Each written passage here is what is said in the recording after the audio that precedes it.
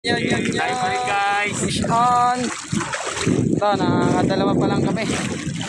Dalawa. Yan si Master Kuya Weng. Yung malupit naming hunter ng dalag. Kuya Weng, ano? Okay lang guys. Ba? Wala, boundary muna kami. Nag-iisa, ayos na rin. Karan, sarap ng laban, no? Tahimik na nga ako, narinig mo pa eh. Tahimik naman ng dalag ako, tahimik na nga ako. Hindi na ako humimik. Ako, PJ.